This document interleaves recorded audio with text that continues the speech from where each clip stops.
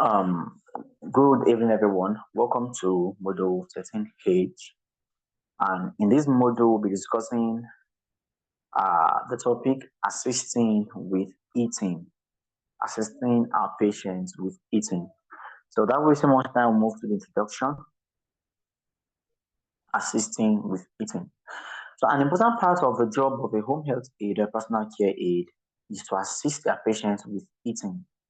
And this may include planning and preparing meals, shopping for ingredients, and also serving foods and even feeding them.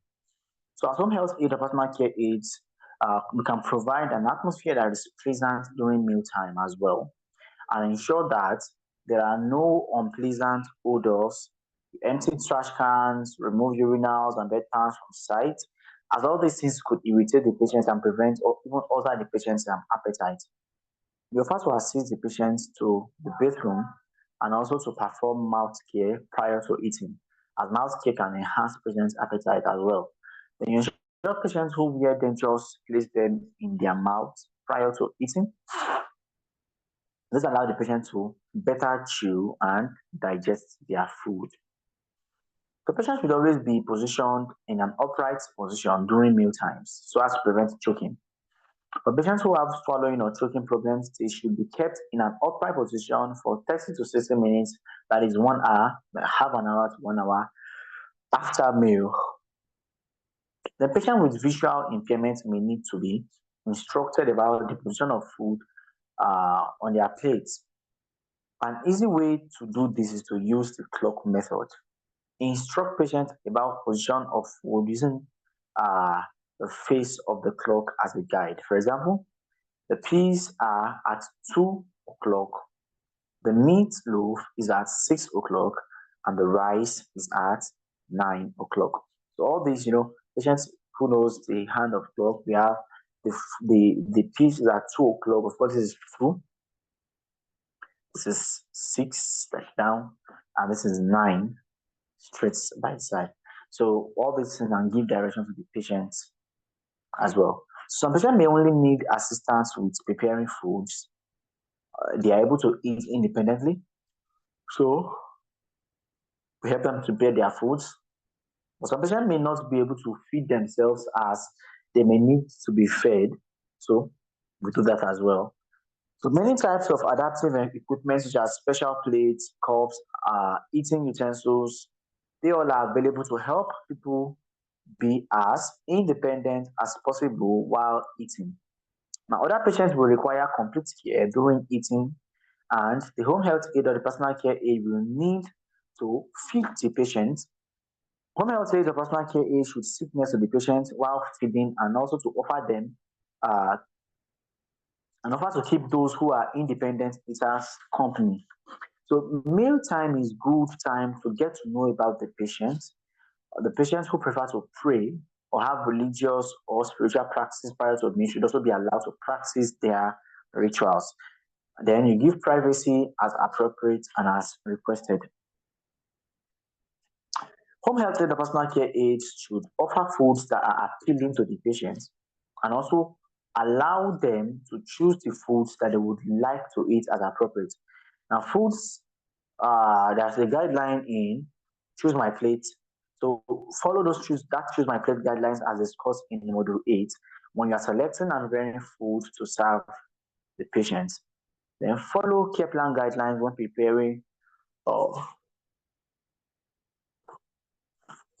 preparing special diets.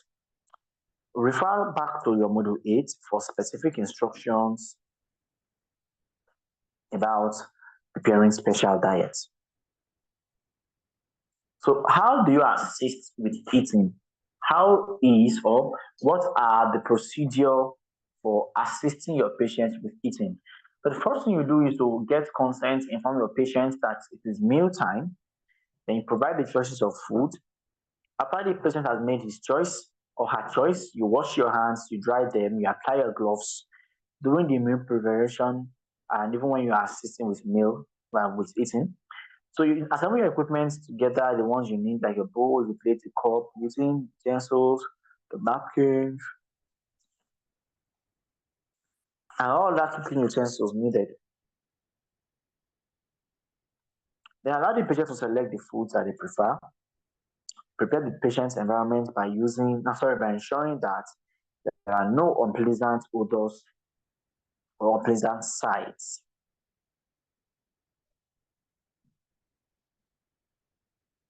You offer mouth care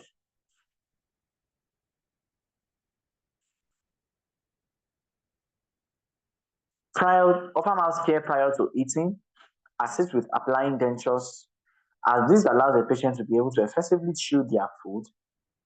You assist them also to encourage the patients to put on glasses so they may see their food for patients who have eye problem. They position the patients in a high and upright position, sitting position, as this will prevent the patient from choking or aspirating the foods or the fluids given. They allow the patients time to pray before eating if they wish. You arrange food attractively on the plate, encourage the patient to do as much as they are capable, and you assist only as needed. Cut food into small, bite-sized pieces if the patient is unable to do so. So if the patient cannot cut by themselves, you have them cut the food to a bite size. It is not too big, not too small. And that is good for the patient's mouth. So you place the napkin under the patient's chin and you place the soiled napkin as needed so as not to, we are trying not to create a an irritable or irritative environment for the patient. So as soon as whatever you are doing, as soon as your hand is soiled, as soon as the napkin is soiled, as soon as anything is soiled, you replace so as not to irritate the patient. Then inform the patient of the food temperatures, especially for the food that is hot. Don't just give them food. This is a hot food. It's best to know your patient preference as to whether they like hot foods or not. So use forks and spoons gently when feeding the patients and make sure that they swallow the one they are chewing or the one in their mouth before you give them another. They encourage the patients to chew food well before proceeding to taking the next bite. Mealtime is a good time for home health aides or personal care aides to get to know their patients. So make eating time a pleasurable experience. The patient sit next to or facing the patient if assisting with feeding or while providing company during meal times. Then allow the patients to eat alone if they prefer. Then check on them every 5 to 10 minutes. For patients who have swallowing problems, now we've discussed patients who can feed themselves, patients who cannot feed themselves. Now for patients who have swallowing problems, home health and personal care aides should limit their conversation while the patients are chewing because they may choke. They may need to concentrate on chewing and swallowing their food appropriately. So encourage or assist if needed. Wiping off the mouth or face. Use straws or training cups as appropriate to allow ease of drinking and promotion of what independence. So special plates with guards and padded eating utensils helps towards promoting independence as well. So you remove uneaten foods, uneaten liquids, or solid dishes once the patient is done eating. Then you clean the environment, patient's area, and all the used dishes. And then if the patient has swallowing problem, like we said, you can keep them in an upright position for like 30 to 60 minutes after eating to prevent choking or aspiration of the food. Starts about an hour or half an hour. Then offer them hand hygiene and mouth hygiene when the patient has finished their meal. Then you remove your gloves and then you wash your hands. Document the completion of the task and record any changes in the condition of behavior. Report any chewing or swallowing problems. Report any changes in appetite. Record any amount of food eaten and fluids taken in as well. So let's look at the special needs. For people with special needs, like if a patient has a sensory impairment, such as maybe vision problems, of course, just to give a case of a special need, you have to tell them that the food is at so place. So depending where the food is located on the place, using a clock to inform them of the food position. For example, the mashed potato are at the 6 o'clock position, and the meatloaf is at the 3 o'clock position, and the green beans they are at what? The 9 o'clock position. So this can help them to locate their food. Then if the patient has facial weakness or arm weakness or paralysis, you can feed the patient to their strong side, and or you place them uh, or you place eating utensils on their stronger side. And if the patient has a swallowing problem, allow longer periods between bites for adequate chewing. Limit the amount of conversation while the patient is chewing or swallowing. Ensure that the food is cut into bite-sized pieces and that the food is appropriate consistency. That is maybe, for example, like pureed food that is in the appropriate form according to the patient's prescribed appetite. So make sure if the patient is on a low calorie diet, a low end whatever diet, bland diet, whatever diet, make sure that the food is appropriately consistent. And for special plates, special utensils and cups, they are available to assist the patient who is weak or who has trouble with grasping utensils.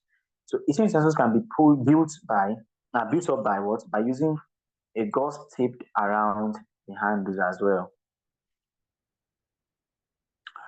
So how to measure intake? Procedure for measuring intake. Uh, to maintain adequate health, we need to take a certain amount of fluid per day. Now, fluid intake should also be measured as well as what? Fluid output. So, depending on the patient's condition, they may either be encouraged to drink a lot of fluids or limit their fluids intake. So, fluid that is taken in is called fluid intake or intake. Fluid that is usually measured, and this fluid is usually measured in what? Mils. The 1 cup is about 8 ounces or about 240 ml of what? Of water. So the amount of food that is eaten can also be measured. So this can be done by maybe weighing the food prior to serving and by subtracting the amount left to the total amount intake. And if you completed the food, we know that. So if you doesn't complete the food, we measure the amount that is left over what? Over the amount that was taken in. The food intake can also be measured by determining the percentage eaten. So if all the meal is consumed, the intake is 100%, and if none of the meal is consumed, the intake is 0%. If quarter is consumed, we have 25%. If half is consumed, we have 50%, and like that. So if it is so, the agency will also specify the unit measurement to be used when feeding a patient. So you explain to the patients the importance of recording their intake throughout your shift. Then you ask the patient that what or how much uh, have they had to eat or to drink. So during food preparation, you measure the amount of food or liquid that is served. So what do you use? You use the standard measuring cups and spoons to properly measure the intake and record these in the appropriate place. So once the patient has finished eating or drinking, you can subtract the amount they have consumed from the amount you served. Record this number as their input. The input for fluid should also be recorded as mils, like milliliters. So you record the weight or percentage of food consumed in the appropriate place. Document all the intake. The agency may provide home health aides and personal care aides with a specific intake and output, I&O, intake and output sheets. So there is always a sheet called the output, intake and output sheet. So they should also be reported if there's any sort of observations or changes in conditions or the behavior of the patient. So with this, we have come to the end of this module 13H. Here we talk about the assisting with eating. A brief recap, we talk about the introduction, and we're able to discuss patients that can eat for themselves and patients that cannot eat by themselves and patients that need special care.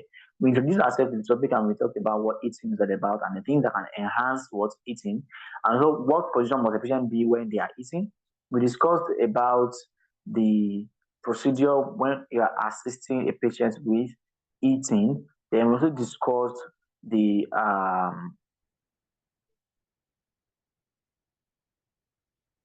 patient who has what special needs. And finally, we talk about the measuring the intake and the output of patients, food intake as well as fluid intake, and also urine output, fluid output, as well as fecal matter as fecal, so output in general. So we measure the fluid intake and fecal. So if the patient is eating well and is not defecating well, that's a problem. And if the patient is what? Drinking well and is not urinating well, that's a problem. Or is taking a little water but losing a lot of food, that's also a problem. So fluid intake must be proportional to what? Intake should be proportional to what? Uh, output, provided the condition is normal. So for patients that may have a case whereby you may need to reduce their fluid intake, maybe because they are overhydrated and they need to reduce. So it depends. So depending on the condition, guideline will be given whether to increase the fluid intake or to what reduce the fluid intake. But however, the proportionality should be what relative to the condition of the patient. So thank you for your time and your listening and your understanding. Have a wonderful day.